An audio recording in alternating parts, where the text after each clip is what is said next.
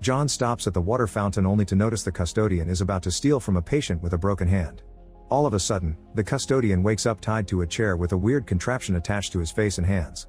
A deep voice announces they're about to play a game. It turns out John is the infamous murderer known as Jigsaw, who puts people who have sinned in traps to punish them but also to test their will to live. The custodian must turn the control dial up 5 levels in 60 seconds or a vacuum will suck his eyeballs out. The clock immediately starts ticking and the custodian turns the dial, only to discover that each turn breaks one of his fingers. The pain is unbearable but the man keeps going, breaking finger by finger while screaming. Unfortunately he doesn't make it on time and the vacuum sucks his eyes out as promised. However, the scene changes and it's revealed John had been imagining it all, and the custodian is putting the objects back in their place. 4 months later, John is getting his will ready at a cafe when he sees Henry from his support group. It turns out his cancer has been cured by an experimental treatment that combines a new medicine and a procedure, from which Henry has a big scar. The treatment isn't available in the USA because it hasn't been approved by the government and the doctor is escaping from the big pharma mafia, but Henry gives John a website where he can research the subject. When John goes home, he looks at various interviews with the doctor online, then enters the website Henry gave him and finds a video from the doctor's daughter Cecilia. She explains her father has gone into hiding, but she's still carrying on his work. John sends her a message and soon gets a call from her offering him to come to Mexico so he can start the treatment. A few days later, John arrives in Mexico and is received by taxi driver Diego, who shows him around the popular tourist sites before leaving the city to reach the rural area. Suddenly a van blocks the road and a few masked men with guns come out to threaten John until he tells them his name. Once they're sure he's the right guy, they get him in the van and take him to the secret facility where he's welcomed by housekeeper Gabriela. After he settles down, John meets Cecilia, who explains the van is just part of their security to keep Big Pharma away. She shows him around the place and John gets to meet the caretaker's son Carlos, anesthesiologist Mateo, nurse Valentina, and another patient called Parker, who just finished his own treatment and wishes John good luck. Valentina proceeds to take some blood from John and runs other routine tests. Afterward, Cecilia and John discuss the details of the treatment and Cecilia wonders what John does for a living, but John just says he went from engineer to helping people overcome inner obstacles. Later in the middle of the night, John hears a noise outside and finds Carlos trying to fix his bicycle but not doing it well. John immediately helps him and during their conversation, he gets to learn the Spanish word for pull. The next day, John finally goes through the surgery. Because they'll be operating on his brain, they'll do something called awake craniotomy, which means John will be floating in and out of consciousness so the doctors can be sure they aren't messing with his brain. During the procedure, he wakes up and they ask him to wiggle his fingers, which he does successfully. Before he falls unconscious again, John gets a look at a screen and sees the recording of his own brain with the tumor. A few hours later, John wakes up in a new facility, which is closer to a hospital in case he needed a transfusion.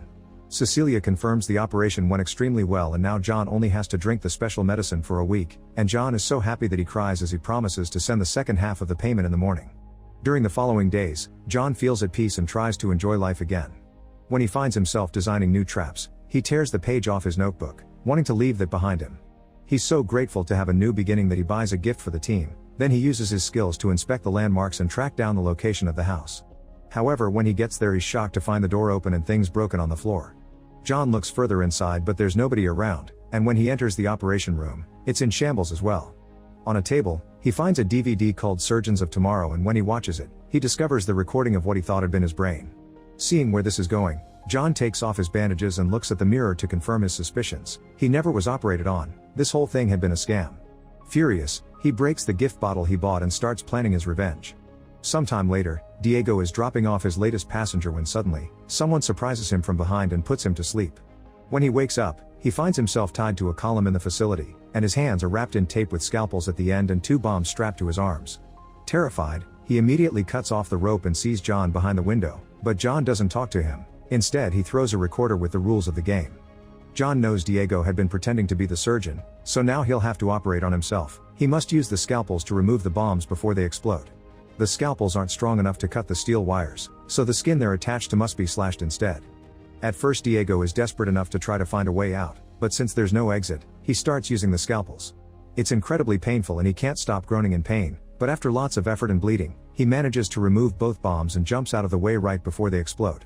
Afterward, John helps Diego with some emergency care and promises he'll be fine. He also calls a detective friend of his to help him track down the rest of the scam team. A few days later, Valentina is at a pub and gets a guy to spend the night with. However, when they get to the car and she asks for money, he gets offended when he realizes this is her job and pushes her into his car to take her by force. However, before he can do anything, someone reaches through the window and kills the guy. Then Valentina gets kidnapped. Meanwhile, Gabriella goes to the vet clinic where Matteo works and buys some animal medicine from him because she's an addict. After she leaves, Matteo hears a noise, and when he goes to check, someone surprises him and knocks him out. Back to Gabriella, she goes to a bar to have the medicine in a bathroom stall and notices a pair of mysterious feet wandering around. She tries to sneak out quietly, but the mysterious person wearing a creepy mask knocks her down to kidnap her too. In a luxurious mansion, Cecilia is getting the bags with money ready to leave while arranging a meeting with her next victim in Bolivia. When she hears a noise, she checks her security cameras and sees a person on the roof. This person suddenly breaks the glass ceiling, so Cecilia runs to try to escape in her car, but when she opens the garage she finds a person with a creepy mask blocking the way. Suddenly John appears behind her and puts her to sleep to kidnap her as well. The other person removes her mask and reveals to be Amanda, the only victim of John's that has survived his traps. She used to be an addict, but after John gave her his deadly treatment, she turned her life around, and now she's so grateful to him that she helps him carry out his plans. A few hours later, all the scammers wake up in the facility with chains that stop them from trying to escape. Amanda takes Cecilia's jacket and phone and leaves them on a table before John comes out to call everyone out for their scam. Cecilia tries to say they do help people and that John's case was different, but John doesn't believe her because he's already investigated all of them. All her patients are dead and she's rich because of it. Then it's time for the first game, which involves Valentina, whose head is trapped with rope and thick wires. She tries to move them away from her neck, but that only hurts her hands. John leaves her a box with a wire saw, explaining her leg must go so she can transfer a sample of bone marrow to a machine that will deactivate the saw around her neck. At first Valentina is too scared to act, but the others urge her on and convince her she must survive. Valentina starts to cut as she screams in pain, slowing down at the bone but never giving up. With only 45 seconds left, the leg falls off and Valentina immediately connects the hose to do the transfer, however it's not fast enough and time runs out. The saw quickly activates and Valentina loses her head. John and Amanda are watching all this on a screen in an office, and once Valentina is dead, John announces Gabriella is next. Amanda feels bad for Gabriella because she understands how addicts sometimes just get sucked into things, but John points out everyone has free will, so Amanda needs to get used to it. It's then revealed that John wants Amanda to take over his work after he dies. At that moment Cecilia's phone starts ringing and the group tries to reach it, but the chains aren't long enough. A desperate Cecilia grabs a piece of metal and uses it to open Valentina's stomach. This way she can remove her intestines to use them as a rope. The plan works and she manages to bring the table closer, but as soon as she dials a number on her phone, Amanda shows up and tases her before taking the phone away. Afterward Amanda sees a person on the security camera entering the facility. It's Parker and he's brought a gun because he was scammed too and he wants his money back. He makes his way inside and finds a person with the creepy mask, but when he shoots, the person falls because it's just Valentina's body. Amanda uses this distraction to hit him and knock him out. When Parker wakes up minutes later, he's tied to a chair and Amanda has his gun. He shows John that the scar they gave him was fake, so in return John shows him they've captured the scammers and are punishing them, but Parker thinks they're taking things too far. Now it's time for the next game, but instead of doing Gabriella like John asks, Amanda prepares Matteo instead. While tasing him to unconsciousness, Amanda tells Gabriella to behave so she can help her later. When Matteo wakes up, he's chained to a chair with a strange contraption and a camera, and the jigsaw puppet shows up with some surgery tools and instructions. The collar shocks Matteo while he listens to the recording. He must put a piece of brain tissue into a glass with enzymes, which will dissolve the tissue and open a machine door with the key for Matteo to free himself. All this must be done in 3 minutes.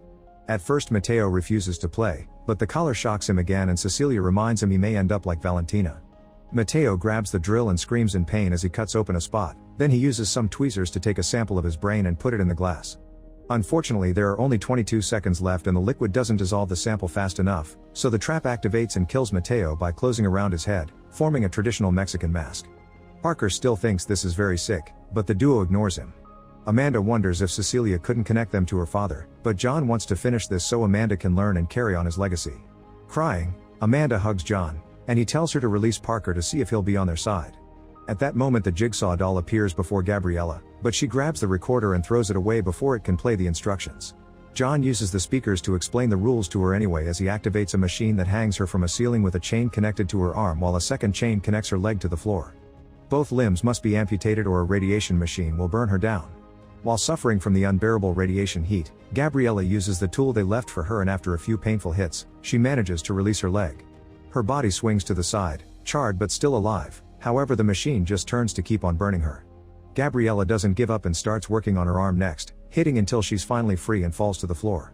John immediately tells Amanda to take Gabriella to the hospital, but suddenly Parker retrieves his gun and asks the duo for the chain's keys. Then they leave the office and Parker reunites with Cecilia as the truth is revealed. He's been working with her all along and they're a couple. After he frees her, Cecilia hits Amanda and they make John chain himself to the trap designed for Cecilia. John wants Gabriella to be treated because she won, however Cecilia just steps on her neck to kill her. While they chained up Amanda too, Cecilia says she doesn't think any of the other scammers were her friends. In fact, she's happy that she doesn't have to pay them now. John and Amanda tell Parker that Cecilia will betray him too, but he doesn't believe them. Suddenly they hear a noise outside. It's Carlos playing with his soccer ball, which gives Cecilia an idea to hurt John back. She brings Carlos inside and puts him with John in the trap, so when she gets close enough, John tries to attack her. However, he has to let go when Parker threatens to kill Carlos. Then the trap finally activates, so John uses the Spanish he learned to tell Carlos not to pull the lever. The machine starts throwing blood on their faces to drown them, but John pulls his lever to make the table lean back so blood only falls on him and Carlos is safe. However, Carlos wants to help his friend and pulls his lever anyway, bringing the blood back to him. John has to make an extra effort to pull his lever again and keep it down to save Carlos. While those two try to survive in the machine, Parker and Cecilia go into the office to retrieve their money. As they look around, Parker wonders something. If that trap was supposed to be for Cecilia, then who would have been on the table with her? At that moment Cecilia finds the bag with their money and when she moves it, she reveals a clock, the lights change color, and the door locks itself. There's also no money in the bag and no bullets in the gun.